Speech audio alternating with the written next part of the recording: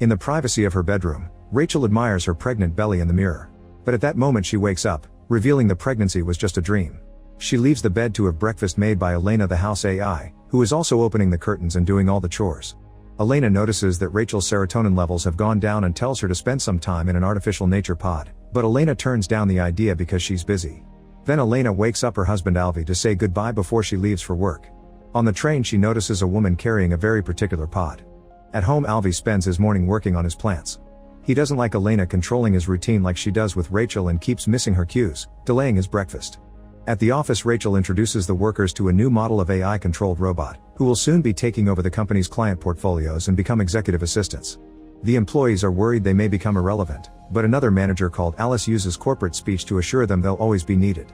Afterward Rachel is called by the head of HR, who has decided to give her a promotion. First she asks some questions, so Rachel has to explain Alvi is a botanist and that makes her the primary source of income, but they aren't considering having a baby yet. The lady points out this has been Rachel's best year, so she should use this momentum to have that child, especially since their company has acquired the womb center. This means the company covers part of the payment. When Rachel returns to her office, her new robot gets her profile from Elena and schedules a nature pod session. While she's working she receives a call from the womb center to inform her that a spot opened up, so she should visit them to at least get a tour. Since the wait list usually lasts 2 years, Rachel accepts the appointment. During her lunch breaks she goes to the nature pod and relaxes surrounded by recordings of the sea and trees. She falls asleep and dreams about having a baby again. Meanwhile at the school greenhouse Alvi is trying to teach his students about fresh fruit, but they think eating stuff taken from nature is disgusting because they're used to food made by machines. After work Rachel goes to see her AU therapist Eliza, who guides her into sharing her inner turmoil. It turns out womb center is a place that allows a couple to grow a baby inside an external artificial womb, which saves the woman from any potential health hazards and allows both parents to be responsible for the fetus. However, Rachel knows Alvi will want to have a natural child and that's why she hasn't told him about the appointment yet. Eliza assures her that even if the baby grows inside a pod, there'll still be a natural human growing inside a normal human uterus. Afterward Rachel goes to a clean oxygen bar with Alice, who convinces her to tell Alvi about the appointment because surprising him when the day comes will be worse. However, when Rachel arrives home ready to talk, Alvi tells her about his day and complains about humans lacking contact with nature nowadays and how that's affecting society, scaring Rachel into silence. On Thursday, Rachel goes to the womb center alone. First all the visitors are shown a video from the founder, who explains he started the company to allow women to have successful careers and fix the declining birth rate. Then director Linda gives them a tour of the place while explaining the technology they use. In the incubation room, she chooses a client's pod to show the baby growing inside. Using their phones, the parents can expose the child to all kinds of music and even choose what they'll eat. The pod comes with a base to keep it connected at home and a 48-hour battery in case the parents need to travel. When Rachel asks if the baby can hear the outside world, Linda says yes and encourages parents to talk to their child to help development. After the tour, Linda shows Rachel the womb's prices and asks her for a deposit to reserve a spot. In the evening, Rachel gets home and Alvi mentions that he got a notification about an $8,700 deposit. Rachel has no choice but to explain she sent that money to womb center to reserve their spot. Alvi gets angry because she's been making such big decisions without discussing them with him first, so Rachel apologizes and they share a hug.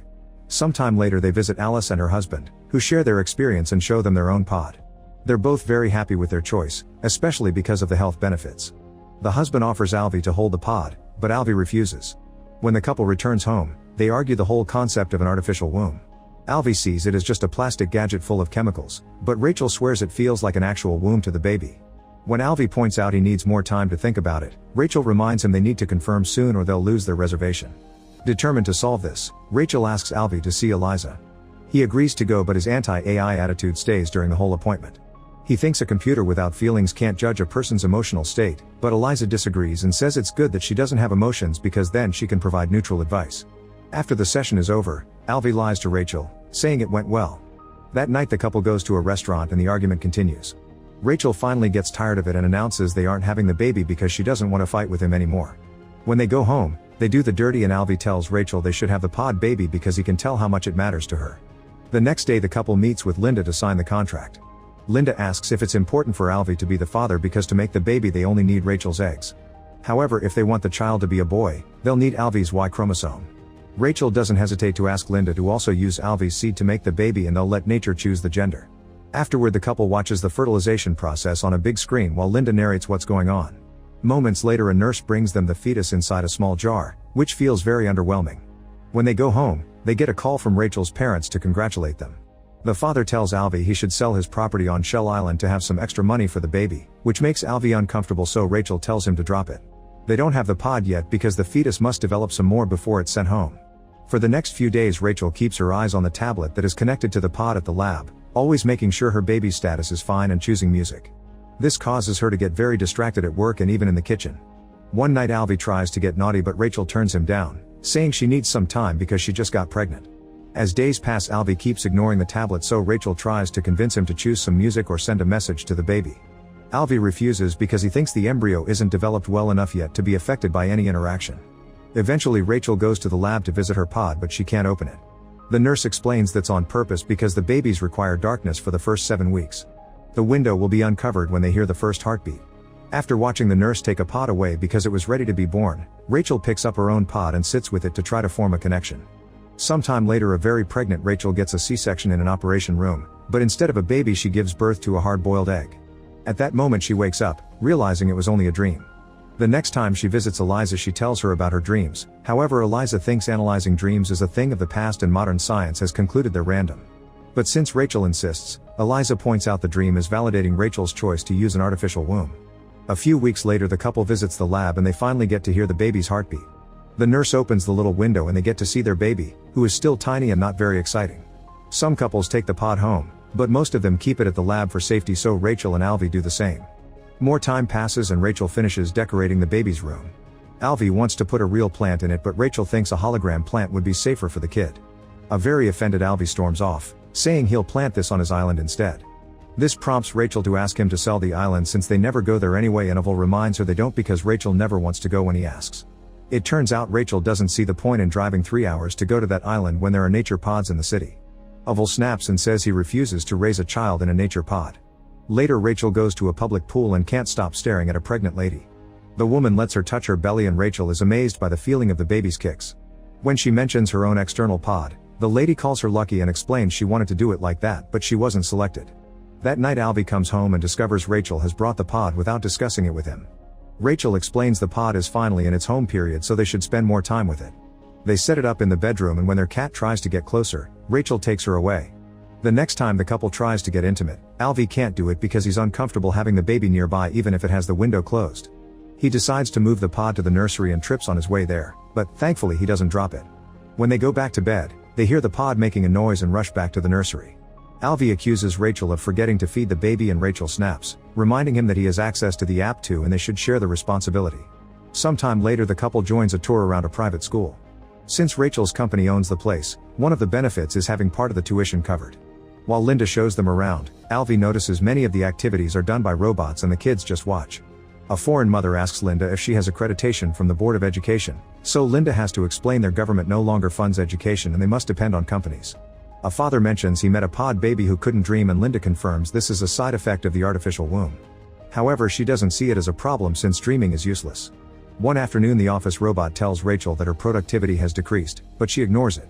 At home Alvy is taking care of his plants when his phone suddenly receives an alert saying the pod needs food. He rushes to feed the pod and realizes how satisfying it is, so he chooses to play some whale sounds for the baby before opening the window. Alvy is moved to see how much the child has developed and even talks to them, only to be interrupted by Elena asking a dumb question. Next Alvy puts on the pod carrier and after some struggle he manages to put the pod in it. From then on Alvy spends all his time with the pod. He reads to it, carries it while preparing a meal or working on his plants, and takes it to the greenhouse in the park. One day during class he asks his students to hug a tree and understand what real nature is like. After class his boss informs him that the greenhouse requires too much money to maintain and he wants to replace the plants with holograms, which leaves Alvy very angry. That night Alvy cries during a penguin documentary and Rachel wonders if he should be stuck with the pod all day, but Alvy swears he's fine and doesn't want to send it back. The next day Rachel finds dirt from the plants on the pod. Later during a dinner party with friends, she tells Alice that she's worried about Alvy not taking good care of the pod.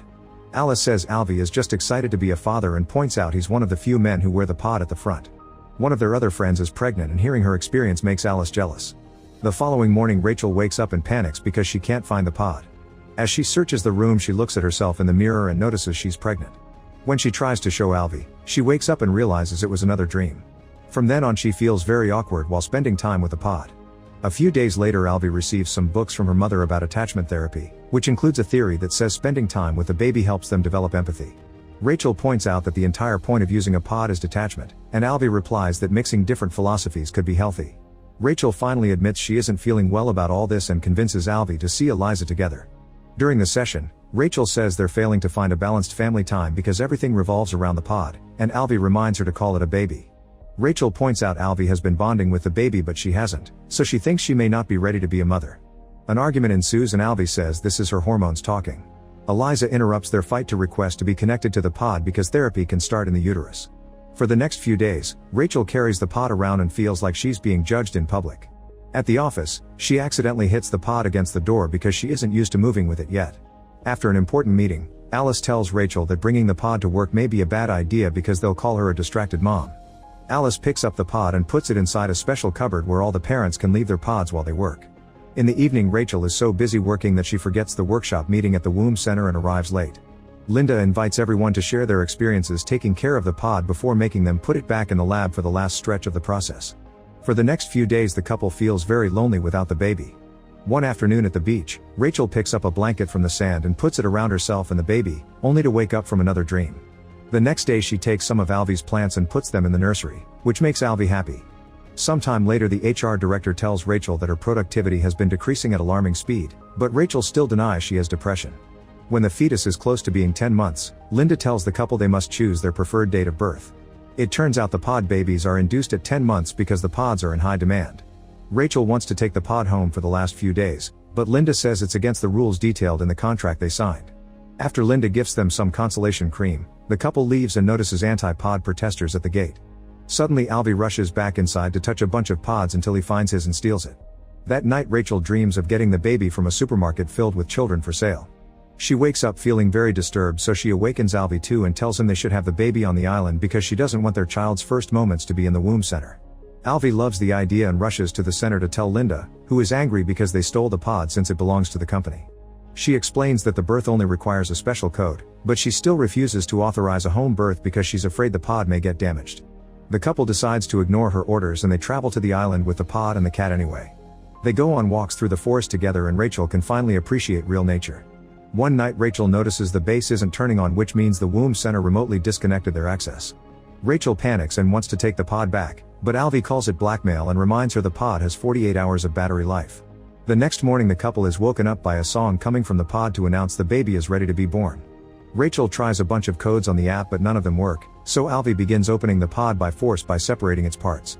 Now they can finally retrieve the baby and receive them with happy tears and big smiles. Sometime later Rachel puts all the pod parts in a box and sends them to the company through mail. Afterward she goes home to rest with her husband and her new baby. Make sure to subscribe and turn on notifications so you can watch more videos like this. Thanks for watching.